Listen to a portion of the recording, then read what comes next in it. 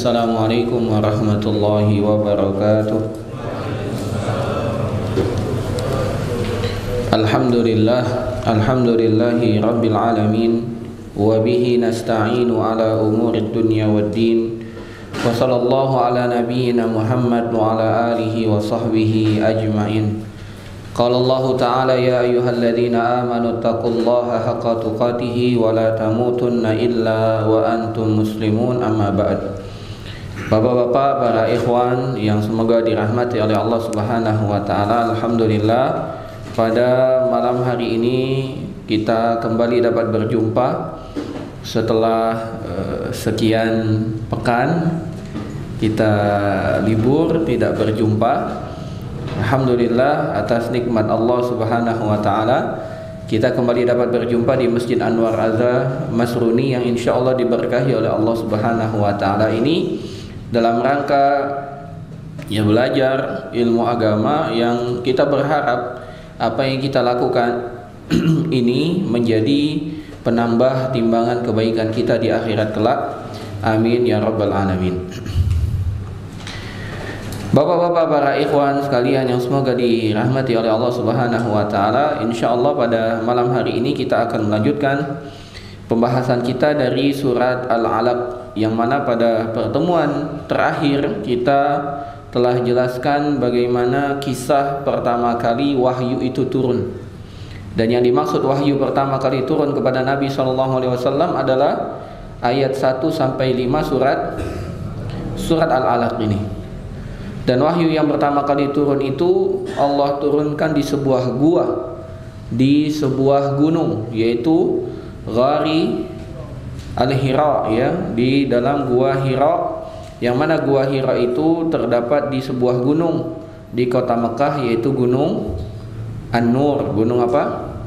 Gunung Nur, Jabal Nur, ya. Gunung itu Jabal, jadi biasanya disebut dengan Jabal Nur.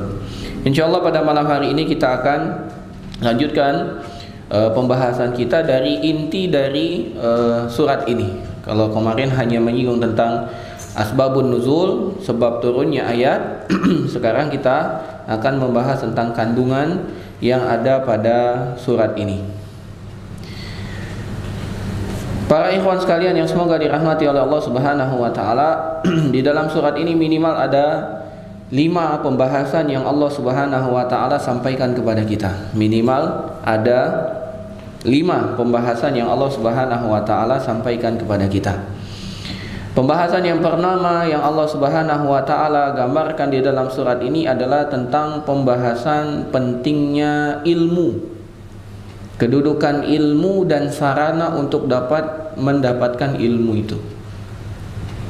Dan ini terkandung dalam firman Allah Subhanahu wa taala di awal surat Al-Alaq ini. Allah Subhanahu wa taala berfirman, A'udzu billahi minasyaitonir rajim. Bismillahirrahmanirrahim. Iqra bismi rabbikal ladzi khalaq. Bacalah. Dan sebagaimana kita ketahui bersama, baca merupakan salah satu sarana kita belajar. Baca. Ya, baca, dan ini merupakan sarana belajar. Kemudian Allah Subhanahu wa taala mengulangi lagi dan mengatakan pada ayat ketiga, Iqra wa rabbukal akram. Baca kembali. Dan ini menekankan kepada kita betul-betul untuk belajar, dan salah satu sarana belajar adalah membaca.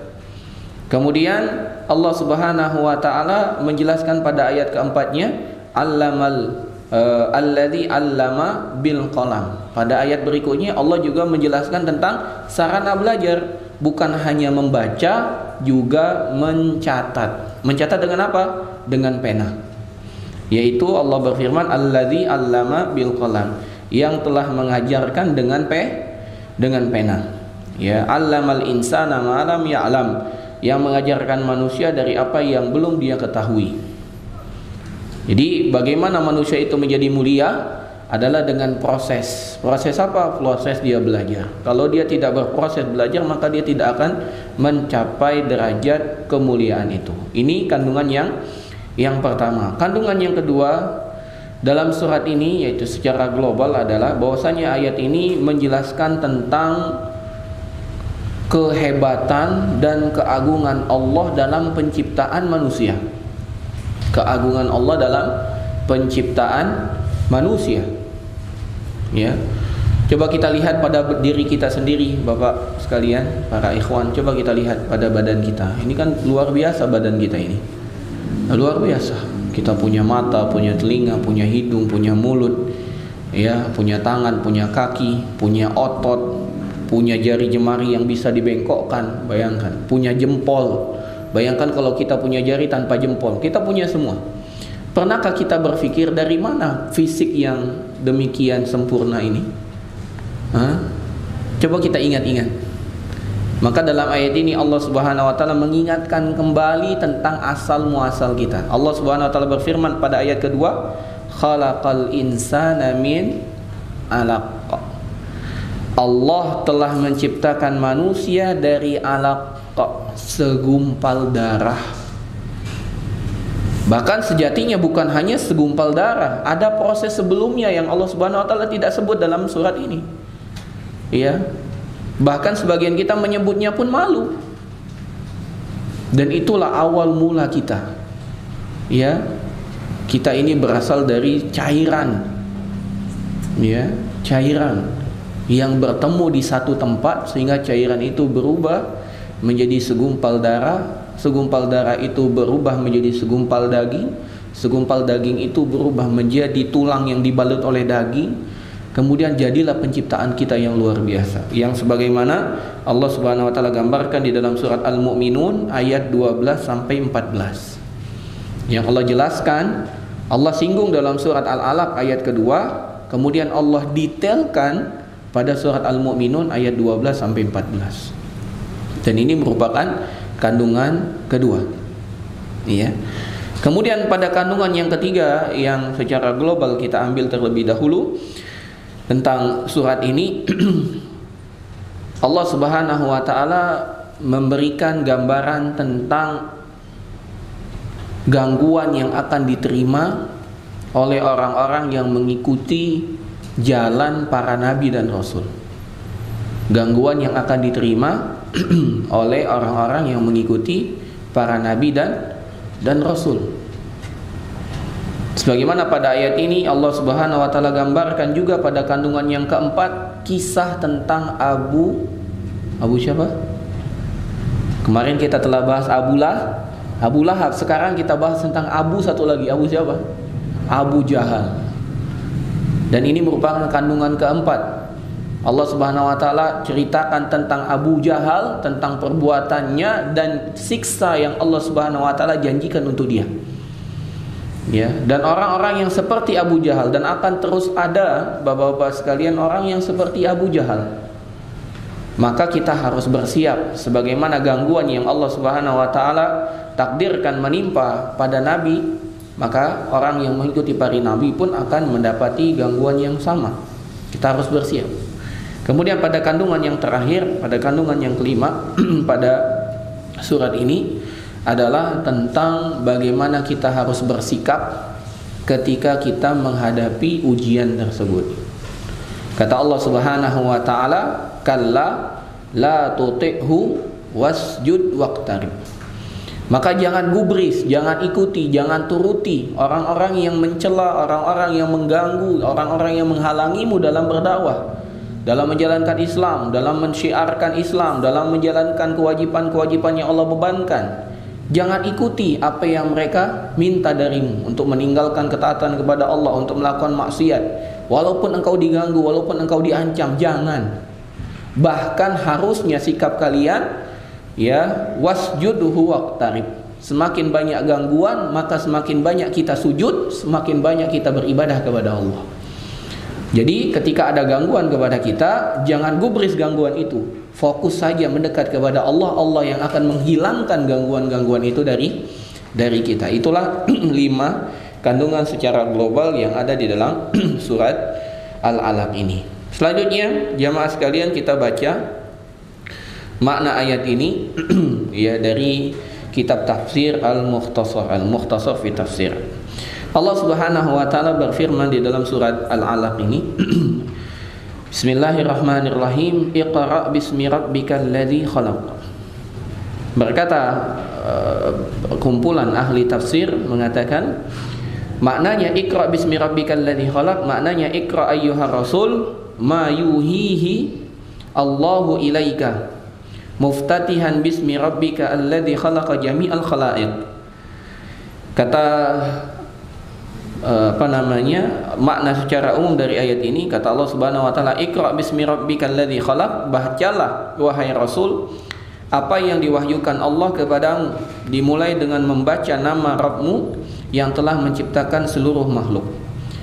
Kemudian Allah berfirman, khalaqal insana min alaq, khalaqal insana min qit'ati damin mutajammidatin ba'da an kanat nutfatan. Kemudian makna yang kedua, khalaqal insana min alaq, yaitu yang telah menciptakan manusia dari sepotong darah yang padat, darah yang telah menggumpal, setelah sebelumnya ia adalah berupa air mani. Kemudian Allah melanjutkan, Iqra wa rabbukal akram, bacalah wahai Rasul apa yang diwahyukan Allah kepadamu, dan Rabbmu itu maha mulia, tidak ada kemuliaan yang mendekati kemuliaannya, dia telah berbuat banyak kebaikan kepadamu. Kemudian Allah Subhanahu wa taala melanjutkan, alladzi 'allama bil qalam, yang telah mengajarkan tulisan dan cara menulis dengan pena. Allamal insana ma lam ya'lam, mengajari manusia apa-apa yang sebelumnya tidak diketahuinya. Kalla innal insana la yatgha, sungguh orang yang jahat semisal Abu Jahal telah melampaui batas dalam melanggar batasan-batasan Allah. Ar-ra'ahu istaghna, karena ia melihat dirinya telah merasa cukup dengan kedudukan dan harta yang dimilikinya. Inna ila rabbika ruj'a, sesungguhnya kepada Rabbmu wahai manusia tempat kembali di hari kiamat. Lalu Allah akan membalas masing-masing sesuai dengan bagiannya. Ara'aital ladzi yanha, apakah kamu melihat perkara yang lebih aneh dari perkara Abu Jahal yang melarang abdan idza shalla, melarang hamba kami Muhammad sallallahu alaihi wasallam ketika dia melakukan salat di sisi Ka'bah. Ara'aita in kana 'alal huda, bagaimana pendapatmu apabila orang yang dilarang tersebut ternyata berada di atas petunjuk dan ilmu dari Tuhannya. Au amara bit taqwa, atau dia orang yang dilarang tersebut memerintahkan manusia untuk bertakwa kepada Allah dengan menjalankan segala perintahnya dan menjauhi segala larangannya. Apakah orang yang seperti ini engkau larang? Ara'aita in kadzdzaba wa tawalla, bagaimana pendapatmu apabila orang yang melarang itu ternyata mendustakan apa yang dibawa oleh Rasul dan berpaling darinya? Tidakkah ia takut kepada Allah? Alam ya'lam bi annallaha yara, tidaklah orang yang melarang tersebut, ya, seorang hamba dari salat itu tahu bahwa Allah mengetahui perbuatannya, tidak ada sedikit pun yang tersembunyi darinya. Kalla la illam yantahi lanasfa'am bin nasiyah, perkaranya tidak seperti apa yang dibayangkan oleh orang itu, orang yang bodoh tersebut, orang Abu Jahal tersebut. Jika ia tidak berhenti mengganggu dan menyakiti hambaku dan mendustakannya, niscaya kami seret ubun-ubun kepalanya dengan paksa menuju neraka. Nasiyatin kadzibatin khati'ah, yaitu ubun-ubun dusta dalam ucapan dan salah dalam perbuatan. Fal yad'u nadiyah, tak kala kami tarik ubun-ubun kepalanya menuju neraka, silakan ia memanggil teman-temannya dan anggota kelompoknya, mintalah pertolongan kepada mereka untuk menyelamatkannya dari siksa. Sanada'uz zabaniyah, kami pun akan memanggil malaikat penjaga neraka jahanam yang kasar, yang tidak pernah mendurhakai perintah Allah terhadap mereka dan selalu mengerjakan apa yang diperintahkan kepada mereka. Lalu hendaklah dia melihat mana dari kedua golongan itu yang lebih kuat dan lebih kuasa. Kemudian Allah tutup, kalla la tuti'hu wasjud waqtarib, perkaranya tidak sebagaimana yang dikira oleh orang zalim ini, bahwa ia bisa menimpakan keburukan kepadamu wahai Muhammad, maka janganlah engkau mentaati perintah ataupun larangannya. Sujudlah kepada Allah, mendekatlah kepadanya dengan ketaatan, sesungguhnya ketaatan itu mendekatkanmu kepadanya. Ya, ini makna global dari surat Al-Alaq. Nah, jamaah sekalian yang semoga dimuliakan oleh Allah Subhanahu wa taala, mari kita kupas satu persatu dari ayat ini. Allah Subhanahu wa taala berfirman, Iqra bismi rabbikal ladzi khalaq. Ya, dalam kaidah tafsir, jika ada fiil yang harusnya fi'il itu membutuhkan objek, namun ternyata objeknya tidak disebutkan, maka itu mengandung makna bahwasanya itu mencakup semua perkara. Contohnya pada ayat pertama ini, kata Allah Subhanahu wa taala, Iqra bismi rabbikal ladzi khalaq. Bacalah dengan menyebut nama Tuhanmu yang telah menciptakan. Menciptakan itu kan butuh subjek dan butuh objek. Allah telah menciptakan. Menciptakan apa? Kan butuh objek. Allah telah menciptakan makhluk misalnya begitu, ya. Namun ketika Allah Subhanahu wa taala menyebutkan sesuatu yang harusnya butuh objek namun ternyata tidak disebut objeknya, maka itu bermakna mencakup semua hal. Artinya apa? Bacalah dengan menyebut nama Tuhanmu yang telah menciptakan segala sesuatu. Bacalah dengan menyebut nama Tuhanmu yang telah menciptakan segala sesuatu. Ini kaidah dalam tafsir. Jika ada kalimat yang membutuhkan objek namun tidak disebut objeknya, maka makna dari ungkapan tersebut berlaku umum, mencakup semua hal. Kemudian Allah Subhanahu wa taala melanjutkan, khalaqal insana min 'alaq. Yang mana Allah telah menciptakan manusia dari segumpal darah. 'Alaq itu berasal dari alaqah. Alaqah itu bentuk singularnya, bentuk apa namanya? Mufrad apa? Bentuk apa? Tunggal. Sedangkan alaq itu bentuk jamaknya, ya, itu bentuk jamaknya. Dan alaq itu merupakan proses dari nutfah, sebagaimana yang Allah Subhanahu wa taala firmankan di dalam surat Al-Mu'minun ayat 12 sampai 14. Kata Allah Subhanahu wa taala di dalam surat Al-Mu'minun, walaqad khalaqnal insana min sulalatin min tin summa ja'alnahu nutfatan fi qararin makin summa khalaqnan nutfata 'alaqatan fa khalaqnal 'alaqata mudghatan fa khalaqnal mudghata idhama fa kasawnal idhama lahma summa ansha'nahu khalqan akhar fatabarakallahu ahsanul khaliqin. Ya, kata Allah Subhanahu wa taala tentang penciptaan manusia. Kata Allah Subhanahu wa taala pada surat Al-Mu'minun ayat ke-12, walaqad khalaqnal insana min sulalatin min tin. Sungguh kami telah menciptakan manusia dari saripati tanah. Dan itu merupakan bapak kita. Siapa? Adam alaihissalam. Allah ciptakan Adam dari saripati tanah. Kemudian makhluk setelah Adam dari bangsa manusia, apakah dari tanah semuanya? Tidak. Semuanya diciptakan pada proses selanjutnya. Kemudian Allah melanjutkan, summa ja'alnahu nutfatan fi qararin makin. Kemudian kami menjadikannya air mani yang disimpan dalam tempat yang kokoh, yaitu rahim. Ya, sebagaimana kita ketahui ketika ya mani itu memancar, dia masuk ke rahim. Kalau kita gambarkan pada apa namanya ilmu biologi yang sekarang, maka ketika dia keluar dia akan mencari ovum, mencari sel telur. Ya, ketika dia bertemu, Allah takdirkan bertemu dan akhirnya dia dapat bersatu. Maka yang awalnya mani selama 40 hari dia terbentuk, berubah menjadi segumpal darah. Dan itu Allah jelaskan pada ayat ke-14-nya. Kata Allah Subhanahu wa taala, "Summa khalaqnan nutfata 'alaqatan, fa khalaqnal 'alaqata mudghatan, fa khalaqnal mudghata idhaman, fa kasawnal idhama lahman, summa ansha'nahu khalqan akhar, fatabarakallahu ahsanul khaliqin." Kemudian air mani itu kami jadikan sesuatu yang melekat, nempel di rahim. Ketika dia bersatu dengan sel telur ovum, dia nempel di rahim. Ketika dia nempel di rahim, maka terjadilah proses itu. Ya, proses itu terjadi, maka dia berubah menjadi segumpal darah. Dan segumpal darah itu berproses lagi selama 40 hari. Maka dia berubah menjadi segumpal daging. Berproses lagi selama 40 hari, maka Allah Subhanahu wa taala meniupkannya ruh. Maka bayi itu Allah Subhanahu wa taala takdirkan baru memiliki ruh pada bulan keempat.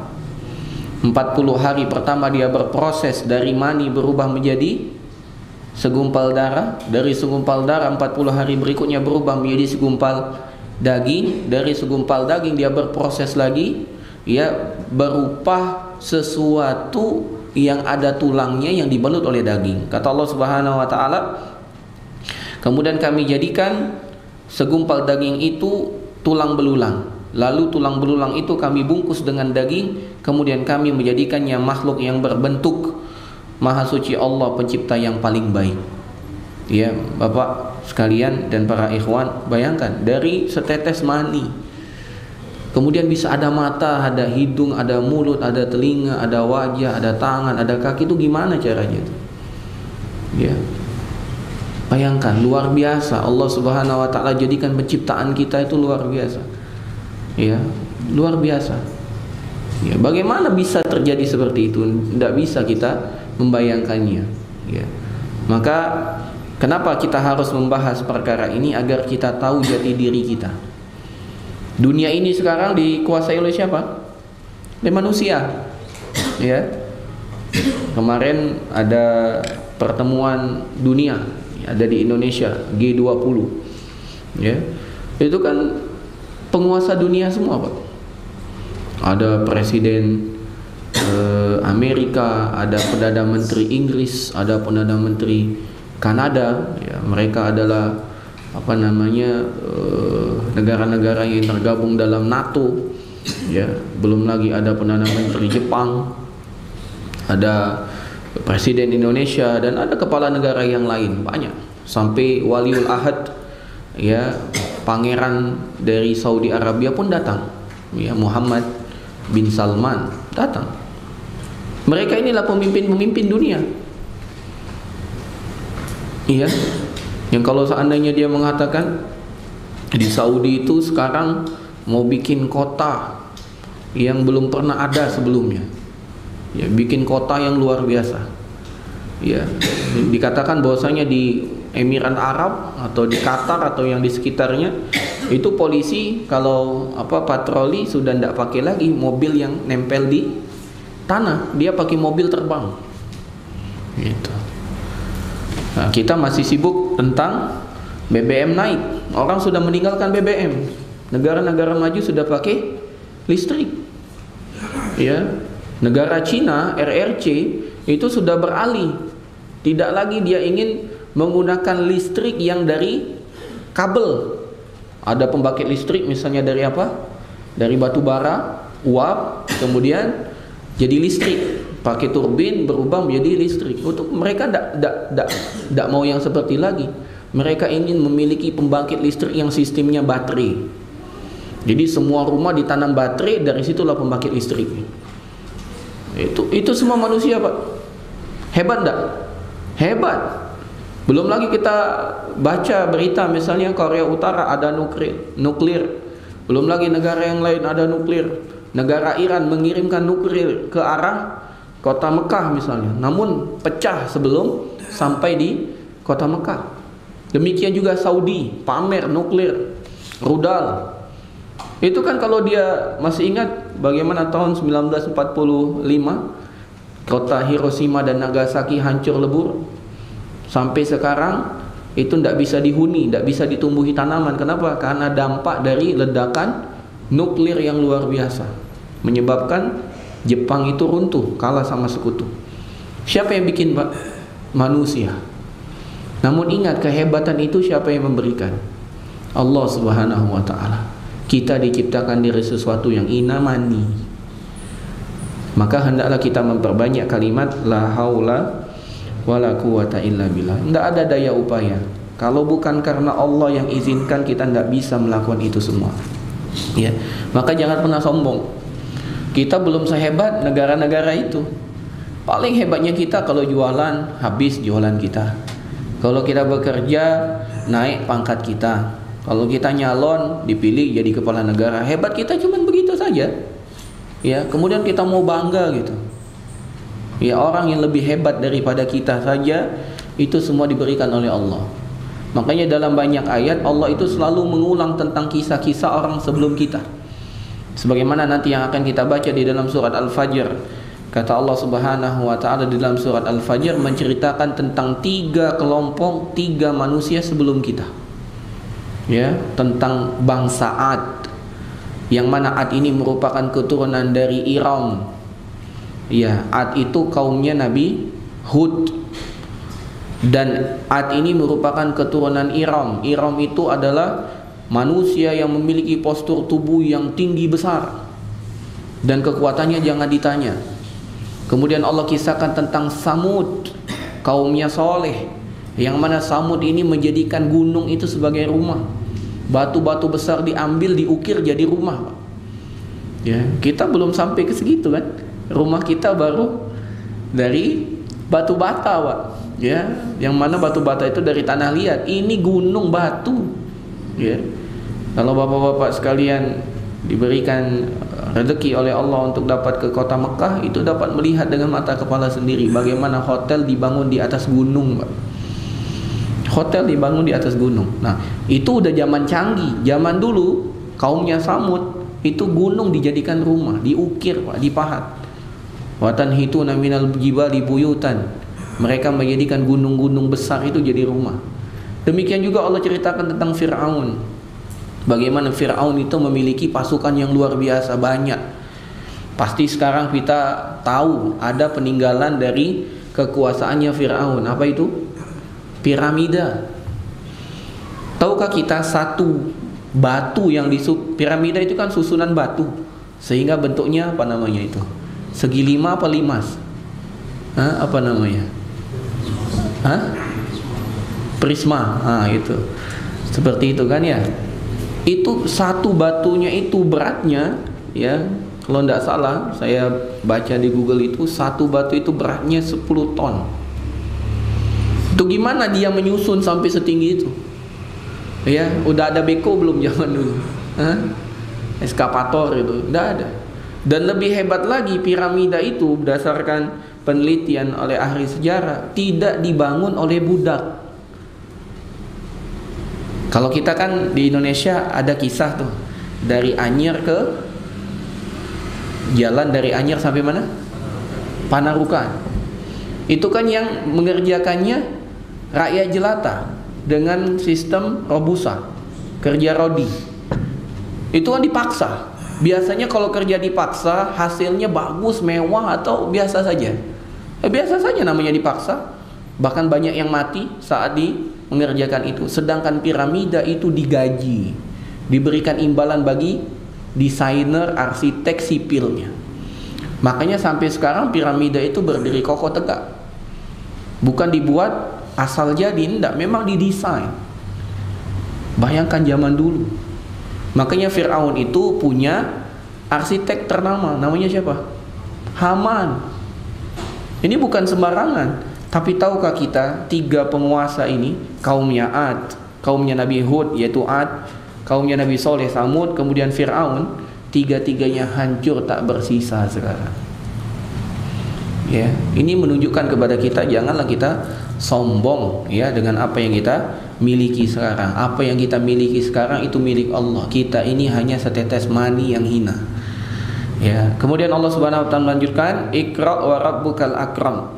Allah Subhanahu wa taala menyuruh Nabi Muhammad SAW untuk membaca kembali. Telah kita kisahkan bahwasanya Jibril memerintahkan Nabi membaca sampai 3 kali.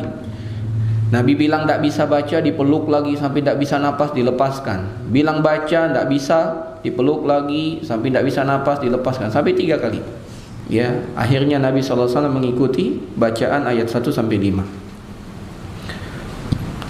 Dan membaca ini merupakan bagian dari menuntut ilmu. Dan menuntut ilmu itu merupakan ibadah yang agung. Ya. Kemudian Allah Subhanahu wa taala melanjutkan alladzi 'allama bil qalam, yang mengajarkan manusia dengan pena. Dan salah satu anugerah yang Allah Subhanahu wa taala berikan kepada kita adalah mengajarkan ilmu manusia dengan perantara pena. Ya. Sebagian ahli tafsir mengatakan kenapa Allah Subhanahu wa taala menyinggung pena? Kenapa Allah Subhanahu wa taala menyinggung pena? Karena orang-orang Arab dahulu mereka takjub dengan hafalan. Mereka bisa menulis, namun mereka tidak suka menulis. Karena mereka merasa apa yang mereka ingat itu tidak akan lupa. Makanya orang Arab itu kan pandai syair. Pandai Pak syair, Pak. Dan mereka tidak merasa butuh untuk mencatat. Kenapa? Karena ingatannya kuat. Namun kata Allah Subhanahu wa taala, tidak ada sarana lain yang harus engkau lakukan selain membaca dan menghafal, yaitu menulis. Menulis. Dan menulis ini luar biasa. Kalau kita perhatikan, kenapa kita sekarang bisa mengambil ilmu? Itu semua karena tulisan. Kalau tidak ada tulisan mungkin terputus. Kita tidak pernah tahu apa yang dimiliki oleh Imam Asy-Syafi'i. Kita nggak pernah tahu apa yang dimiliki oleh Imam Malik. Kita tidak pernah tahu apa yang dikatakan oleh Imam Ahmad bin Hambal. Kenapa kita tahu apa yang diucapkan oleh mereka? Karena mereka menulis, Pak. Karena mereka menulis. Karena murid-muridnya mencatat apa yang dikatakan oleh gurunya. Makanya kalau kita bicara tentang 4 imam, Imam Abu Hanifah, Imam Malik, Imam Syafi'i, Imam Ahmad bin Hambal, kenapa mereka menjadi mazhab yang paling banyak pengikutnya secara umum? Padahal zaman beliau itu mazhab bukan hanya 4, ada mazhab Auza'i, ada mazhab Ibnul Mubarak, ada mazhab yang lain. Kenapa? Karena pengikut-pengikut 4 mazhab ini mencatat dan menyebarkan catatannya, sehingga tersebar ilmu. Apalagi Syafi'i, ya, punya murid namanya Muzani. Muzani mencatat, ya, sampai ada kitab ya, ada kitab-kitab yang lain mencatat. Belum lagi Imam Ahmad bin Hambal, anaknya sendiri Abdullah ibn Imam Ahmad itu yang mencatat, sampai jadi kitab yang begitu besar, yaitu Musnad Ahmad. Itu semuanya dicatat, Pak. Begitu juga Imam Bukhari rahimahullahu ta'ala. Bagaimana kita dapat membaca Sahih Bukhari kalau seandainya dia tidak mencatat? Bagaimana imam kita bisa membaca kitab Sahih Muslim kalau seandainya Imam Muslim tidak mencatat? Bagaimana kita membaca Sunan Abi Daud kalau Imam Abu Daud tidak mencatat? Bagaimana kita membaca Sunan At-Tirmizi kalau Imam At-Tirmizi tidak menuliskan hadisnya? Bagaimana kita membaca Sunan Ibnu Majah kalau Imam Ibnu Majah tidak menulis? Dan ini telah disepakati oleh para ulama bahwasannya tidaklah ilmu itu didapat kecuali dengan belajar dan mencatat. Bahkan Nabi SAW bersabda, qayyidul ilma bil kitabah.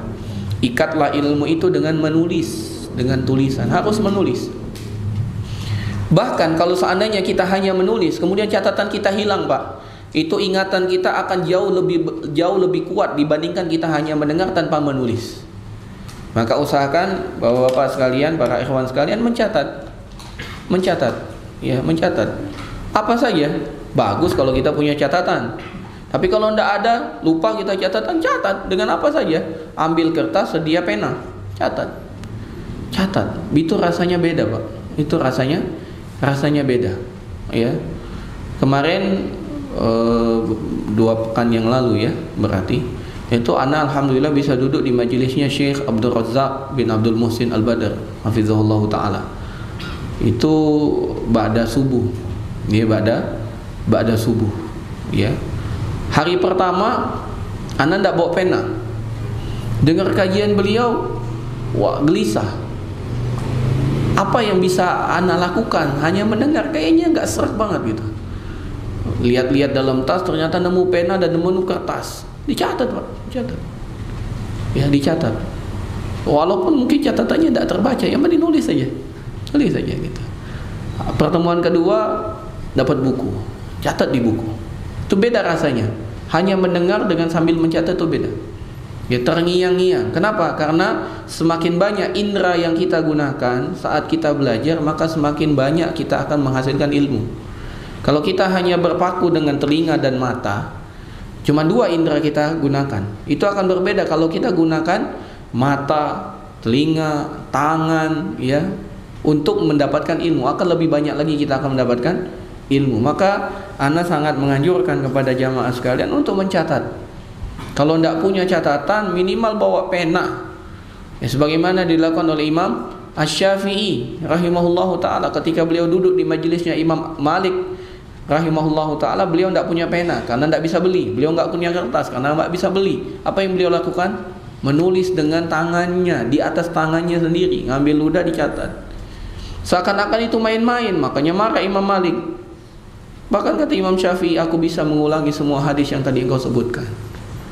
Jadi andai kita tidak punya apa-apa, tulis dengan tangan kita, Pak. Itu berbeda. Itu berbeda. Maka Kalau ana pribadi lebih senang nulis langsung ya. Kalau mencetak dengan HP tidak berasa nulis, itu berasa ngetik gitu ya. Kalau dengan nulis itu beda rasanya. Ya urusan lain, habis kita menulis kita ketik ulang itu lebih bagus ya. Share di media sosial juga tidak apa-apa, silahkan ya. Yang penting kita mencatat dan menulis. Berkata Imam Ibnu Katsir, wa anna min karamihi ta'ala allamal insana ma lam ya'lam wa syarrafahu wa karramahu bil ilmi wa huwal qadar wa huwal qadrul ladzi imtaza bihi abul bashariyah Adam alal malaikah. Kata Imam Ibnu Katsir rahimahullahu ta'ala, dan sesungguhnya dari kemuliaan yang Allah berikan kepada manusia adalah Allah mengajarkan manusia sesuatu yang dia belum ketahui. Dan Allah muliakan dan Allah agungkan kedudukan ilmu itu untuk membedakan manusia, untuk meninggikan derajat manusia daripada makhluk yang lain. Allah Subhanahu wa ta'ala masih ingat kisah bagaimana Allah Subhanahu wa ta'ala menciptakan Adam. Allah berkata, wa iz qulna lil malaikati inni ja'ilun fil ardi khalifah. Ingatlah ketika Allah mengatakan kepada malaikat, aku akan menciptakan manusia untuk menjadi khalifah di muka bumi. Apa kata malaikat? Qalu ataj'alu fiha may yufsidu fiha wa yasfikud dima. Ya Allah, apakah engkau akan menciptakan sebuah atau sesuatu makhluk yang apabila engkau turunkan di muka bumi mereka akan menumpahkan darah? Wa nahnu nusabbihu bihamdika wa nuqaddisu lak, sedangkan kami para malaikat selalu taat kepadamu, selalu bertasbih, selalu berzikir. Kata malaikat, tidaklah cukup kami saja ya Allah, tidak usah ciptakan makhluk yang lain. Apa kata Allah Subhanahu wa taala? Qala inni a'lamu ma la ta'lamun. Aku lebih mengetahui apa yang kau ketahui wahai malaikat. Engkau tidak tahu apa-apa, aku yang tahu. Apa yang terjadi? Allah ciptakan Adam, kemudian Allah berikan ilmu kepada Adam. Wa 'allama Adamal asma'a kullaha. Allah mengajarkan Adam semua nama. Berarti ilmu. Kemudian Allah panggil para malaikat. Kata Allah Subhanahu wa taala, "Ambiuni bi asma'iha." Coba jelaskan kepadaku nama-nama benda-benda ini. Apa kata para malaikat? Tidak bisa. La ilma lana illa ma 'allamtana. Kami tidak punya ilmu kecuali yang kau ajarkan. Kemudian Allah mengatakan, sini Adam, jelaskan. Qala ambihum bi asma'ihim. Hai Adam, jelaskan kepada malaikat nama-nama ini. Falamma amba'ahum bi asma'ihim. Kemudian ketika Adam menjelaskan nama-nama itu, Allah mengatakan, bukankah aku telah katakan kepadamu wahai malaikat, sesungguhnya aku mengetahui apa yang engkau tidak ketahui. Maka detik itu juga malaikat mengetahui bahwasanya Adam lebih utama dari malaikat. Dengan apa? Dengan ilmu. Kenapa manusia lebih mulia daripada malaikat? Dengan ilmu. Saat ilmunya hilang, mulia enggak? Tidak mulia. Makanya Allah sebut orang yang tidak punya ilmu, atau dia punya ilmu namun tidak mengamalkan ilmunya, lebih hina daripada binatang. Kata Allah Subhanahu wa taala, ulaika kal an'am bal hum adall. Mereka itu seperti binatang ternak, bahkan lebih hina. Kenapa? Kalau binatang ternak memang tidak punya akal pikiran. Wajar kalau seandainya dia melakukan sesuatu yang tidak baik. Tapi sayangnya binatang ternak walaupun tidak punya akal, mereka tahu tunduk dan taat kepada Allah, tidak berzikir. Sedangkan manusia punya akal pikiran malah lupa berzikir, bahkan memaksiati Allah. Makanya manusia yang tidak memiliki ilmu atau memiliki ilmu tidak mengamalkan ilmunya lebih hina daripada binatang ternak. Kemudian Allah Subhanahu wa taala melanjutkan, allamal insana ma lam ya'lam. Dia mengajarkan manusia apa yang tidak diketahui. Berkata Imam Al-Qurtubi dalam kitab tafsirnya, yang dimaksud al-insan, allamal insan, al-insan itu minimal ada 3 penafsiran. Penafsiran yang pertama, yang dimaksud al-insan adalah Adam. Yang dimaksud dengan al-insan ini adalah Adam. Sebagaimana yang Allah firmankan dalam Al-Quran, dalam surat Al-Baqarah ayat 31, wa 'allama Adamal asma'a kullaha. Dan Allah telah mengajarkan Adam semua nama di muka bumi ini Allah Subhanahu wa taala ajarkan kepada Adam. Jadi manusia yang dimaksud adalah Adam. Yang kedua, kata Imam Al-Qurtubi, makna yang kedua yang dimaksud dengan al-insan, manusia di sini adalah Nabi Muhammad sallallahu alaihi wasallam. Sebagaimana yang Allah firmankan di dalam surat An-Nisa ayat 113. Kata Allah, wa anzalallahu 'alaikal kitaba wal hikmah wa 'allamaka ma lam takun ta'lam. Dan juga karena Allah telah menurunkan kitab dan hikmah kepadamu dan telah mengajarkan kepadamu apa yang belum engkau ketahui. Dan yang ketiga, yang dimaksud dengan al-insan di sini adalah semua manusia secara umum. Allah telah mengajari manusia secara umum. Semua manusia diajari oleh Allah. Bahkan Allah Subhanahu wa taala memberikan fasilitas agar kita dapat mendapatkan ilmu. Ada fasilitasnya, Bapak-bapak sekalian. Allah berfirman di dalam surat An-Nahl ayat 78. Kata Allah Subhanahu wa taala, "Wallahu akhrajakum min butuni ummahatikum la ta'lamuna syai'a." Sesungguhnya Allah telah mengeluarkan kalian dari perut-perut ibu kalian dalam kondisi kalian tidak mengetahui sesuatu apapun. Berarti kita tidak punya ilmu, namun Allah memberikan fasilitas kepada kita agar kita dapat meraih ilmu. Apa kata Allah?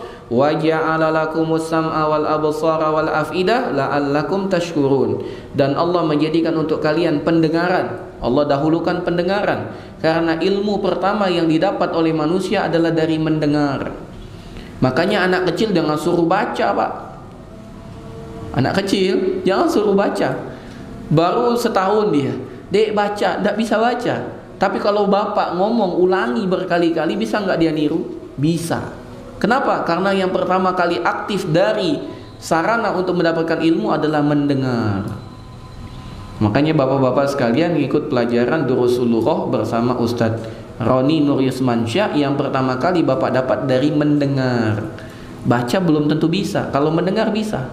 Assalamualaikum, waalaikumsalam, min aina anta, ana min Pakistan gitu. Itu dari pertama, dari mendengar. Tinggal dengarkan apa kata Ustadz, ikuti. Bisa nggak? Bisa. Ya, makanya satu pertemuan bapak-bapak sudah bisa bahasa Arab minimal dengan mengikuti apa yang disebut oleh Ustadz dari mendengar. Kemudian kata Allah Subhanahu wa taala wal absar, dan melihat. Dan ini merupakan sarana juga melihat.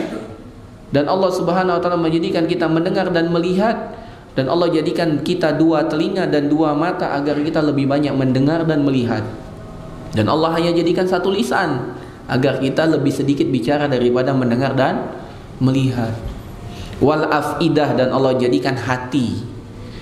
Ya, hati inilah yang berfungsi. Apa yang kita dengar, apa yang kita lihat diolah di dalam hati.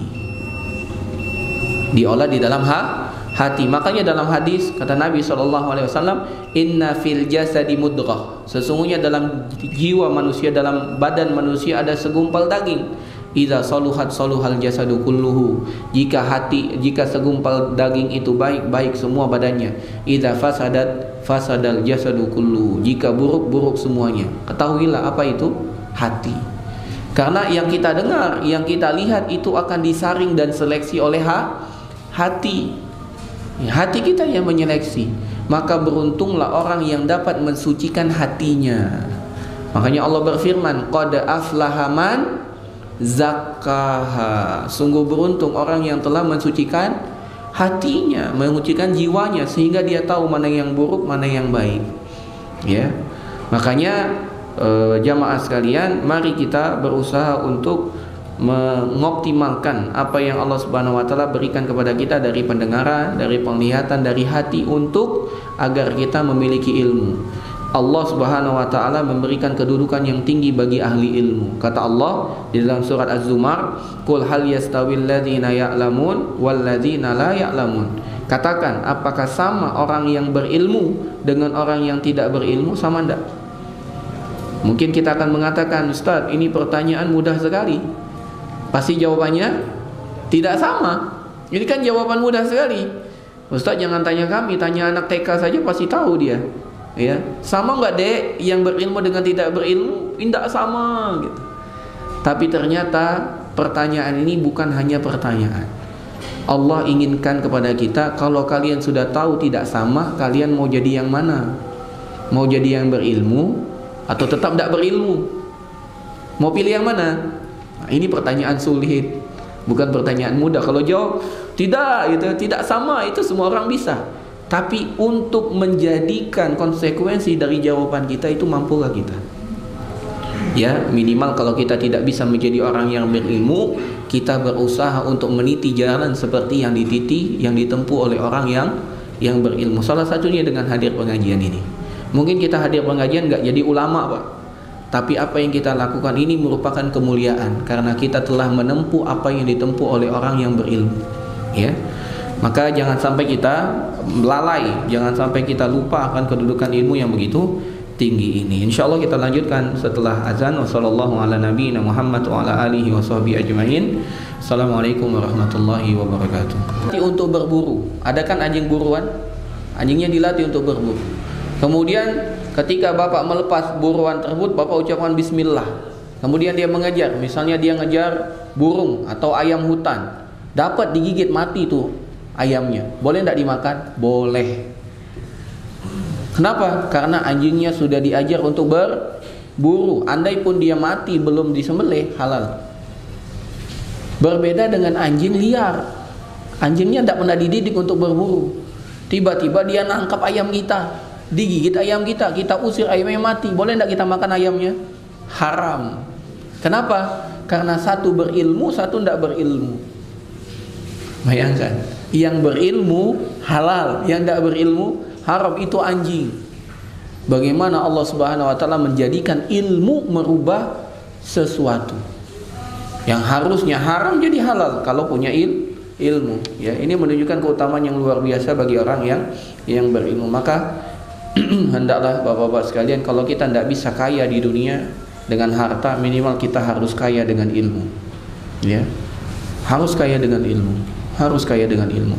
Biarlah kita terbatas ekonominya, yang penting ilmunya jangan terbatas, Pak. Dan sarana menuntut ilmu sekarang begitu mudah. Berbeda dengan dulu. Dulu kalau mau belajar harus beli buku. Sekarang tidak usah beli buku. Ya, tinggal buka di website, cari website yang terpercaya. Kalau tidak tahu, ketik di ufit.com, cari apa yang kita mau.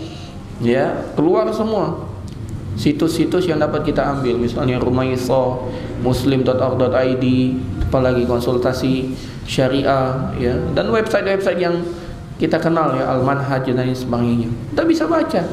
Bayangkan, mudah sekali zaman sekarang. Kalau tidak bisa beli buku, dan sekarang masjid-masjid juga dilihat, Masjid Anwar banyak koleksi bukunya, tinggal kita baca. Ya, tinggal bawa pena, kita catat, kalau ada yang penting kita tulis ulang. Mudah sekali sekarang nuntut ilmu, ya. Kalau sudah bisa bahasa Arab, datang ke Al-Madinah, masuk perpus, dicatat. Ya, mau kitab apa? Sahih Bukhari ada, Sahih Muslim ada, Fathul Bari ada. Tinggal buka saja, Majmu' Fatawa ada. Ya, tinggal kita baca, kita catat. Bidayah wa Nihayah ada, Syiar Alam Nubala ada. Ya. Tinggal kita saja mau atau tidak. Ya. Kemudian Allah Subhanahu wa taala melanjutkan, kalla innal insana layatgha ar-ra'ahu istarna. Sekali-kali tidak, sungguh manusia itu benar-benar melampaui batas. Kenapa? Ar-ra'ahu istarna, apabila melihat dirinya merasa cukup. Dan pada ayat ini dikisahkan tentang Abu Jahal. Abu Jahal itu merasa dirinya sudah hebat. Ada dua sebab yang menyebabkan Abu Jahal itu melampaui batas. Yang pertama karena dia punya harta. Yang kedua karena dia memiliki kedudukan sehingga banyak pengikutnya.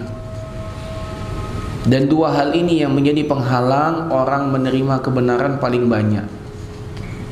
Makanya kata Nabi SAW, ketika orang tidak mau menerima kebenaran berarti dia sombong. Apa kata Nabi SAW? Al-kibru batarul haqqi wa ghamtun nas. Kesombongan itu sejatinya bukan dengan pakaian bagus, celana bagus, baju bagus, motor bagus, rumah bagus, bukan. Kesombongan itu adalah apabila kita tidak mau menerima kebenaran dan merendahkan manusia. Apa yang menyebabkan orang merendahkan manusia? Pertama karena harta. Dia merasa hartanya lebih banyak dari orang lain. Ngapa ya aku nak meloi dia? Duit aku lebih banyak daripada duit dia. Yang kedua karena kedudukan. Ya, aku ni kepala dinas. Kalau kau siapa? Masa aku nak meloi kau? Nah, itu kan. Karena kedudukan. Bukan berarti Anda mengatakan kepala dinas itu sudah mesti, enggak. Ya, semoga Allah Subhanahu wa taala jadikan semua kepala dinas di pemerintah kita itu menerima kebenaran. Gitu ya. Ini contohnya saja. Kalau tidak mau kepala dinas, misalnya raja, aku nih raja, kamu rakyat jelata, mana mau menerima kebenaran? Dan itu yang dilakukan oleh Fir'aun. Fir'aun kan begitu, Namrud kan begitu. Ya, kenapa? Karena dia merasa punya kedudukan, dia merasa punya pengikut yang banyak. Ya, makanya sulit. Makanya Nabi SAW pengikutnya di awal paling banyak orang miskin dan orang yang tidak punya kedudukan. Kenapa? Karena biasanya dia menerima kebenaran itu lebih mudah. Lebih mudah. Ya. Padahal kalau seandainya manusia itu sadar, di awal telah dijelaskan, manusia itu kan diciptakan dari mani. Hina tidak? Hina. Ya. Tidak punya apa-apa dia itu sejatinya. Semua adalah titipan milik Allah. Allah mampu tidak menjadikan apa yang dia punya sekarang hilang? Mampu. Allah mampu tidak mengambil jabatannya sekarang? Mampu. Allah mampu nggak menjadikan pengikutnya yang ribuan itu hilang seketika? Bisa. Ya. Dan Allah telah kabarkan itu di dalam surat Fatir ayat 15. Kata Allah Subhanahu wa taala, "Ya ayyuhan nasu antumul fuqara'u ilallah." Wahai sekalian manusia, sejatinya kalian itu fakir, bukan miskin loh, fakir. Kalian itu semuanya fakir di hadapan Allah Subhanahu wa taala. Wallahu huwal ghaniyul hamid. Allah lah yang maha kaya lagi terpuji. Kita ini fakir. Makanya dari zikir yang selalu kita baca pagi dan sore hari, kita berdoa kepada Allah, wala takilni ila nafsi tarfata ain. Ya Allah, jangan wakilkan urusanku pada diriku sendiri walaupun 1 detik, walaupun 1 kejap mata. Kenapa? Karena kita tidak sanggup menanggung beban kita sendiri. Kita tidak mungkin bisa menjalani hidup kalau bukan karena pertolongan Allah, Pak. Kita ini tidak bisa menjalani hidup kita harian ini kalau bukan pertolongan Allah. Kita tidak bisa bangun pagi kalau seandainya Allah tidak izinkan kita bangun pagi. Walaupun alarm kita pasang 10 kali, 20 kali, HP beker apalagi kita pasang, ya.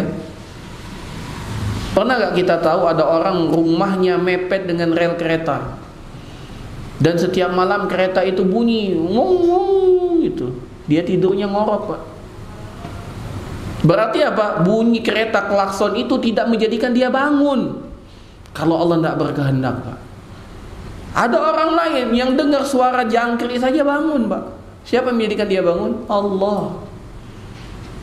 Dan betapa banyak ketika kita betul-betul bertawakal kepada Allah, kita jangan sampai telat. Kita berdoa kepada Allah, ya Allah, bangunkan aku ya Allah, karena aku harus safar, karena aku harus berangkat terbang, ya. Nanti ketinggalan pesawat, harus berangkat dari rumah jam 2 malam. Kita pasang beker nih, kita pasang alarm nih. Sebelum alarmnya nyala kita sudah bangun. Pernah tidak mengalami? Siapa yang menjadikan kita bangun? Allah, Pak.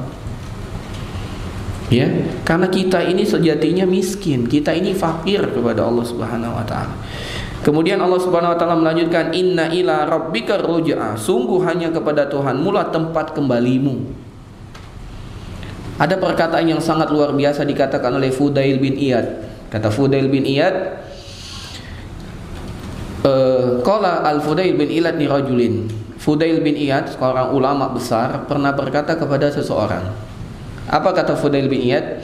Kam atat alaika? Ya. Berapa umurmu saat ini? Kam atat alaika? Sudah berapa engkau punya umur? Maka orang itu mengatakan situna sana, 60 tahun. Maka kata Fudail bin Iyad, fa anta munzu sittina sana tasiru ila rabbika. Sejatinya selama 60 tahun itu engkau sedang berjalan menuju Allah. Start kita lahir sampai usia kita sekarang, sejatinya kita ini sedang berjalan menuju Allah. Artinya apa? Kita semua akan mati, Pak. Ya. Yushiku anta blugha, dan sebentar lagi engkau akan sampai kepada Allah. 60 tahun sebentar lagi. Gitu. Kemudian faqala rajul, maka laki-laki itu mengatakan, inna lillahi wa inna ilaihi raji'un. Sesungguhnya aku atau sesungguhnya kami ini milik Allah, dan kepada kamilah dan kami kepadanya lah akan kembali. Sesungguhnya kami ini milik Allah dan sesungguhnya kami akan kembali kepada Allah. Maka berkata Fudail, faqala Fudail, ata'rifuna tafsir? Kamu tahu enggak makna ucapan itu? Kamu tahu enggak makna ucapan inna lillahi wa inna ilaihi rajiun? Sesungguhnya kami milik Allah dan sesungguhnya kami akan kembali kepada Allah. Tahu enggak tafsirnya? Kata Fudail. Kata orang itu, taqulu ana lillahi abdun wa ilaihi rajiun. Ya, kata Fudail bin Iyad, sejatinya maknanya ana lillahi abdun, sesungguhnya aku ini hamba milik Allah.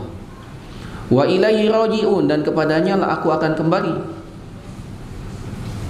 Faman alima annahu lillahi abdun, dan barang siapa yang telah menyadari bahwasanya dia adalah hamba Allah, wa annahu ilaihi rajiun, dan dia yakin dia akan kembali kepada Allah, falyalam annahu mauqufun, ketahuilah dia nanti akan berada di hadapan Allah.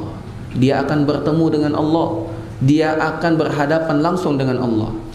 Wa man alima annahu mauqufun, kalau seandainya orang itu telah sadar bahwasanya dia nanti akan berhadapan dengan Allah, falyalam annahu mas'ulun, maka hendaklah dia sadar bahwasanya berhadapan dengan Allah berarti dia siap untuk ditanya.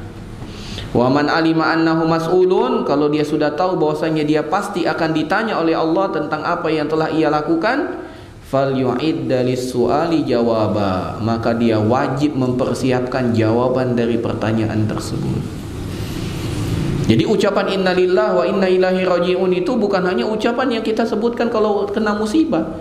Kita pahami bahwasanya aku adalah hamba milik Allah dan aku pasti kembali kepada Allah. Kalau seandainya aku kembali kepada Allah, maka aku akan berhadapan langsung dengan Allah. Kalau aku berhadapan langsung dengan Allah, maka aku pasti akan ditanya oleh Allah. Kalau aku ditanya oleh Allah, maka sekarang aku harus bersiap-siap untuk menyiapkan jawaban atas pertanyaannya tersebut. Maka sebelum kita beramal, kita tanya, kalau aku beramal ini nanti aku bisa jawab enggak ya di hadapan Allah? Sehingga dengan kita melontarkan pertanyaan seperti itu, kita akan makin taat kepada Allah dan takut berbuat maksiat. Ya, jamaah sekalian, semoga dimuliakan Allah Subhanahu Wa Taala. Insyaallah bagian kedua kita akan lanjutkan pada pertemuan berikutnya.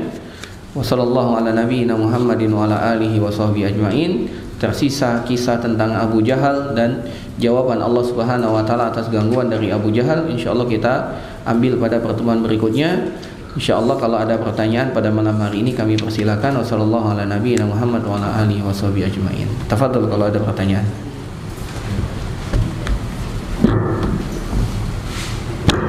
Ya, silakan Pak.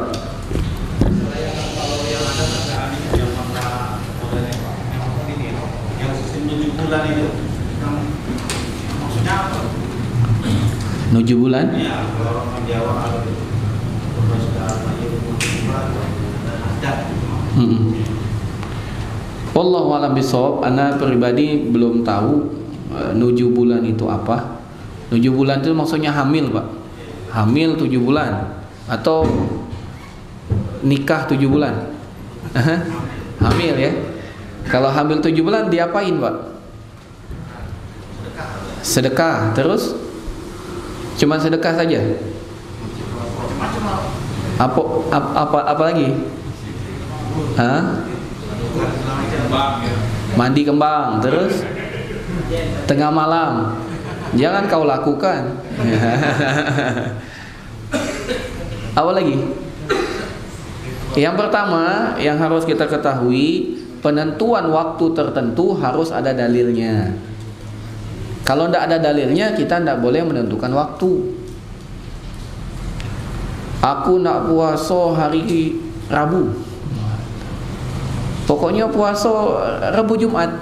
Kan ada Senin, Kamis. Kalau aku nak Rabu Jumat, ngapa Rabu Jumat?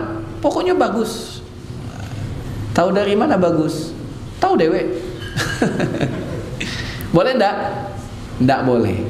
Karena penentuan hari itu harus ada dalilnya, harus ada sandarannya. Atau dari mungkin dari Al-Quran atau dari hadis. Kalau tidak ada, tidak boleh kita tentukan. Begitu juga tempat tertentu. Tempat tertentu. Misalnya, pokoknya aku nak sholat di Masjid Anwar Azam Masruni, misalnya. Kenapa? Karena di sana pahalanya lebih banyak, 100.000 kali lipat daripada sholat di masjid lain. Mana dalilnya? dah kata pokoknya menurut aku boleh tak? Tak boleh, ya. Solat di Masjid Anwar Azam Masruni sama pahalanya dengan solat di Masjid Al-Madinah, sama solatnya dengan Masjid Al-Islam, sama pahalanya dengan masjid yang lain, sama pahalanya. Tak ada pengkhususan kecuali 3 masjid: Masjidil Haram, Masjidil Nabawi, Masjidil Aqsa. Masjidil Haram 100.000 kali lipat, Masjidil Nabawi 10.000 kali lipat atau 1.000 kali lipat, Masjidil Aqsa 1.000 kali lipat. Selain itu tidak ada, ya. Masjid An-Nuqba, berapa kali lipat?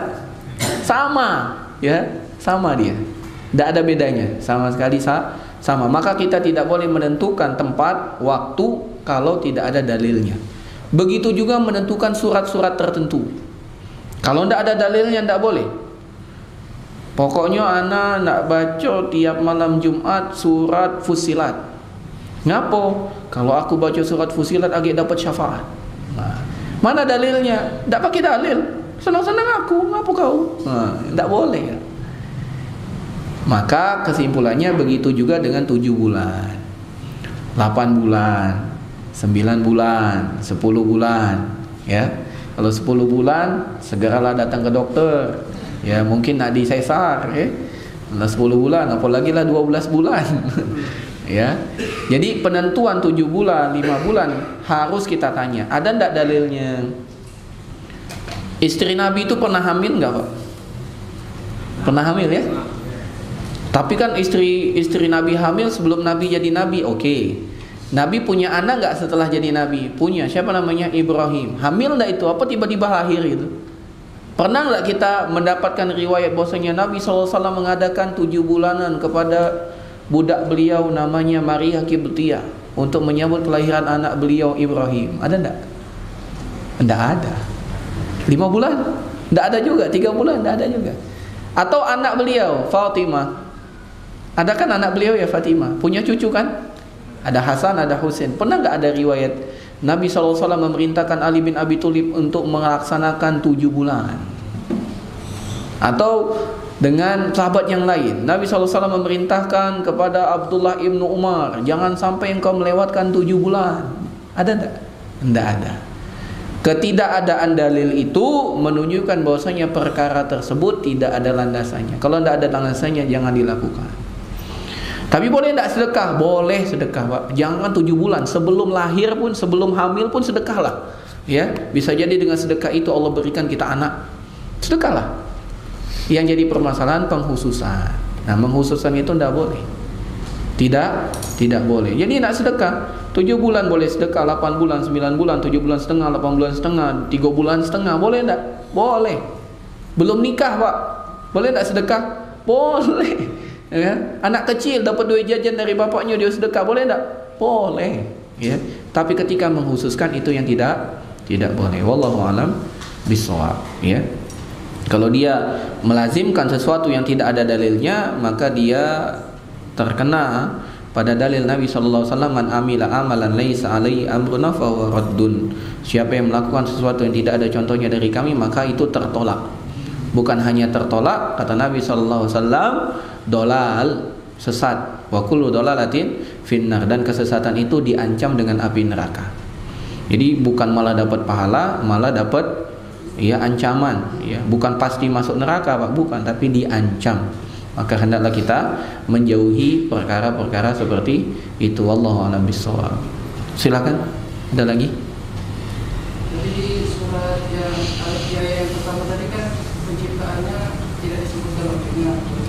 Terus di yang ayat kedua dikhususkan penciptaan alat tadi. Apakah ada makna khusus waktu khususan di ayat kedua? Allah Subhanahu wa taala berfirman pada ayat pertama, Iqra bismi rabbikal ladzi khalaq. Bacalah dengan menyebut nama Tuhanmu yang telah menciptakan. Menciptakan siapa? Semua. Kemudian Allah jelaskan pada ayat kedua, Iqra bismi rabbikal ladzi khalaq, khalaqal insana min 'alaq. Termasuk juga manusia. Adapun manusia penciptaannya dari alaq, begitu. Jadi yang pertama, Allah perintahkan Nabi Muhammad untuk menyebut nama Allah. Kenapa? Karena Allah itu adalah Maha Pencipta segala sesuatu. Pada ayat kedua Allah Subhanahu wa taala menjelaskan tentang proses penciptaan manusia.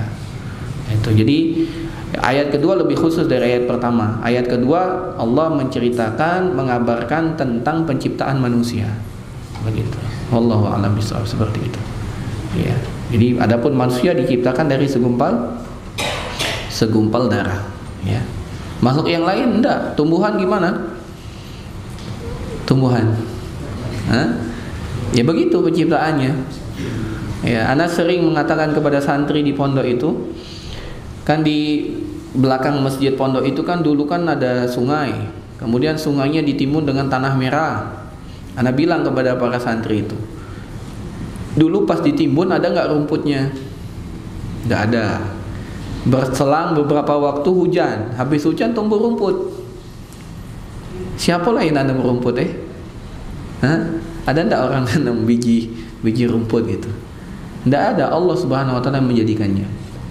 Allah Subhanahu wa taala yang menjadikannya. Terus Anda bilang lagi sama mereka, waktu tanah merah, coba antum ambil, masukkan pot, tanamlah di sana cabai. Hidup tak cabainya? Mati dia.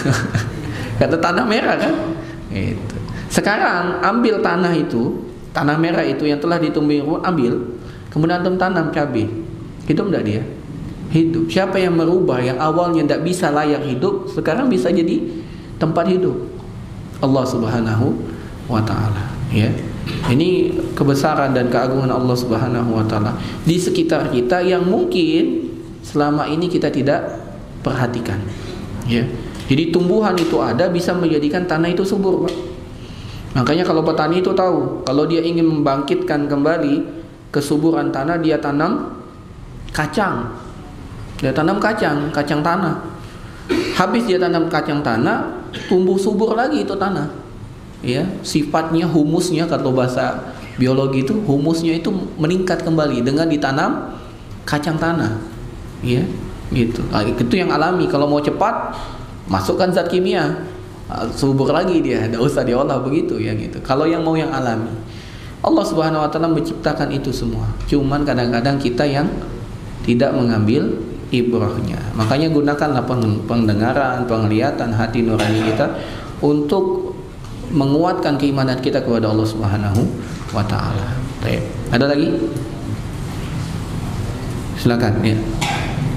Tadi kan disinggung masalah penerimaan itu awalnya kan dari pendengaran. Nanti cerita di surat pertama tadi kan Iqra. Gimana? Iya. Jadi awal pertama kali yang Allah Subhanahu wa taala mulai di dalam surat An-Nahl itu, Allah Subhanahu wa taala jelaskan Allahu ahrajakum min butuni ummahatikum la ta'lamuna syai'a. Allah menciptakan kalian, mengeluarkan kalian dari perut ibu-ibu kalian dalam kondisi tidak mengetahui ilmu sama sekali. Wa ja'ala lakumus sam'a wal absara wal af'ida la'allakum tashkurun. Dan Allah yang menjadikan kalian memiliki pendengaran, kemudian memiliki penglihatan dan hati nurani agar kalian bersyukur. Artinya di sini proses awal kita dari kita kecil yang pertama kali aktif itu pendengaran. Ya, makanya dalam penelitian orang itu bagus memperdengarkan janin, jangan Al-Quran gitu kan. Dan jangan musik klasik lah. Ya Al-Quran kita mendengarkan itu ada efeknya, Pak. Harus yakini karena Allah Subhanahu wa taala 4 bulan itu menjadikan ada ruh. Dan dalam ayat ini Allah Subhanahu wa taala mengabarkan yang pertama kali itu adalah pendengaran, as-sam'ah. Mendengar. Gitu, baru melihat gitu. Makanya anak itu kan merespon dia kalau dipanggil gitu kan. Baru dia melihat kan gitu. Nah, sedangkan pada ayat ini Allah Subhanahu wa taala mengatakan Iqra. Kenapa? Karena Nabi SAW bukan lagi bayi, tapi pada kondisi matang. Nabi SAW telah usia 40 tahun, usia yang sudah matang, ya, maka membaca, ya, membaca itu dengan penglihatan, bukan hanya membaca tulisan, namun membaca semuanya, membaca semuanya. Maka pendengarannya sudah, sekarang penglihatannya, ya, Karena itu sama sekali tidak bertentangan. Bukan berarti yang diperintahkan adalah membaca terlebih dahulu baru mendengar. Enggak. Prosesnya dari kecil itu memang mendengar. Ya. Namun biasanya orang itu kan malas baca, Pak. Dia melihat hanya sekedar melihat. Dia tidak membaca sejatinya. Ya, makanya anak kan pernah cerita. Anak pernah kajian, terus anak pakai slide, terus ada bapak-bapak duduknya di belakang. Anak tanya, Pak, kelihatan Pak? Kelihatan Ustaz? Benar Pak? Iya benar, kelihatan gitu. Coba tolong dibaca. Wah, kalau baca enggak kebaca katanya. Kalau lihat kelihatan, Anda lihat Pak, itu ada warnanya, ada tulisannya, Anda lihat ini. Tapi kalau antum minta Anda baca, Anda tidak terbaca katanya gitu. Nah, itu banyak manusia begitu, melihat namun tidak. Pernah nggak kita lewat? Kita tahu ada orang lewat depan kita, tapi tidak tahu siapa yang lewat itu. Pernah kan? Ya. Pernah Anda bahas juga ada hadisnya, tapi belum diperumul ya di Lahat. Nabi ketika Nabi SAW telah wafat, Utsman bin Affan itu termenung. Dia duduk di pinggir jalan termenung. Lewatlah Umar bin Khattab. Utsman itu menghadap ke jalan dan Umar yakin Utsman itu melihat dia. Maka Umar pun menyapa, "Assalamualaikum ya Utsman." Cuman pandangannya Utsman tetap saja menghadap jalan. Maka Umar pun dongkol, datanglah kepada temannya siapa? Abu Bakar. Aduh, Utsman kacau katanya. Bahasa kita begitu. Aku salam tidak dijawab katanya. Dongkol aku katanya gitu. Abu Bakar paling senior, paling bijaksana. Kata Abu Bakar, sudah, jangan menduga. Kita langsung klarifikasi. Dibawa sama Abu Bakar menuju Utsman. Nyampe Abu Bakar pegang badannya. "Assalamualaikum ya Utsman." "Waalaikumsalam." "Ini temanmu, saudaramu Umar komplain. Katanya tadi dia salam kepadamu, engkau tak jawab salam." Apa kata Utsman? "Demi Allah, aku tidak tahu kalau Umar lewat. Aku tidak tahu kalau Umar lewat." Si Utsman lihat nggak jalan? Lihat. Sadar nggak dia? Tidak sadar, Pak. Nah, Allah perintahkan kepada kita, Iqra. Sadar, gunakan penglihatan kita itu. Lihat di sekitar kita, lihat, baca firman Allah. Jangan hanya sekedar membaca. Coba baca dengan menyebut nama Tuhanmu, baca yang telah mengajarkanmu, baca dan tulis setelah kamu mengetahui apa yang kamu baca tersebut. Ya. Jadi pertanyaan tadi sama sekali nggak bertentangan antara yang pertama kali Allah jadikan fasilitas adalah mendengar dengan perintah untuk membaca. Ya. Kita tetap menggunakan pendengaran kita untuk penglihatan kita, namun perintah membaca adalah salah satu sarana yang banyak di antara kita lalai untuk menggunakannya, ya, untuk membaca. Dan kalau kita baca data lagi yang terakhir di publish oleh kementerian, tingkat kita kan sekarang Indonesia ini mau mengukur tingkat pendidikannya pakai PISA, ya, pakai literasi numerasi gitu. Itu alat ukurnya PISA namanya. Itu literasi itu apa? Makanya pernah viral kan, Menteri Pendidikan mengatakan tidak penting menghafal katanya. Dan itu tidak penting menghafal katanya gitu. Kenapa? Karena banyak orang menghafal namun tidak paham. Sesuai dengan sabda Nabi. Kata Nabi SAW, "Farubba hamili fiqhin illa huwa man afqahu minhu." Dan betapa banyak orang yang membawakan hadis, menyampaikan hadis, ternyata yang mendengar hadis lebih paham tentang isi hadis daripada yang menyampaikan. Ya, bisa jadi karena jangkauan membacanya tidak sedalam orang yang mendengarkan hadis tersebut. Ya, jadi yang dituntut oleh kita bagus sebenarnya, literasi itu bukan hanya sekedar membaca. Numerati itu bukan hanya sekedar menghitung. Mungkin selama ini kita hanya menghitung 2 tambah 2 4, tapi makna 4 apa? Kita belum memahaminya. Ya, harusnya kita memahaminya. 1 tambah 1 itu bukan 2. 1 tambah 1 itu 27. Ya. Salat sendiri 1. Kalau ada 2 jamaah jadi berapa? 27. Itu maknanya gitu. Itu namanya numerasi kalau kita singgung masalah agama di sana. Demikian literasi. Kata Nabi SAW, di dalam jiwamu ada segumpal daging. Jika baik, baik semua. Jika buruk, buruk semua. Apa yang kita pahami? Berarti kita harus betul-betul menatar hati. Bagaimana cara menatar hati? Banyak tahapannya. Demikian juga tadi kita telah singgung tentang apa? Tentang Allah bertanya kepada kita, apakah sama orang yang berilmu dengan orang tidak berilmu? Ini maksud literasi apa? Setelah kita paham hal itu, apa tindak lanjut dari kita? Maka tindak lanjutnya kita berusaha untuk menjadi orang yang berilmu. Wallahu a'lam bishawab. Mungkin seperti itu. Cukup ya? InsyaAllah kita lanjutkan pada pertemuan berikutnya. Terima kasih banyak atas segala perhatian. Semoga Allah Subhanahu wa taala jadikan kita mimman yastami'unal qawla fayattabi'una ahsanah. Menjadikan kita orang-orang yang mendengar ucapan baik dan mampu melaksanakan ucapan yang terbaik itu dalam kehidupan kita. Innahu waliyyu dzalika wal qadir alaih. Sesungguhnya Allah Maha mampu untuk menjadikan itu semua. Kita memohon kepada Allah Subhanahu wa taala agar Allah Subhanahu wa taala memberikan kepada kita ya hati yang bertakwa. Allahumma ati nufusana taqwaha wa zakkiha anta khairu man zakkaha anta waliyuha wa maulaha. Semoga Allah Subhanahu wa taala menjadikan kita hamba-hamba yang takut kepada Allah dimanapun kita berada. Ya Allahumma ya ij'alna mimman yakhafuka aynama kunna. Ya Allah, jadikan kami hamba-hamba yang takut kepadamu dimanapun kami berada. Fis sirri wal alan, baik dalam sembunyi-sembunyi ataupun yang nampak, ya. Saat kita sendiri ataupun bersama-sama. Dan kita memohon kepada Allah keistiqomahan, dan kita memohon kepada Allah hati yang selamat. Ya Allahumma hdini, Allahumma saddidni. Ya Allahumma hdini, Allahumma saddidni. Ya Allah, berikanlah kami petunjuk. Ya Allah, berikanlah kami untuk dapat menjalankan kebenaran itu. Amin ya rabbal alamin. Kita tutup dengan doa kafaratul majlis. Subhanakallahumma wa bihamdika asyhadu an la ilaha illa anta astaghfiruka wa atubu ilaik. Assalamualaikum warahmatullahi wabarakatuh.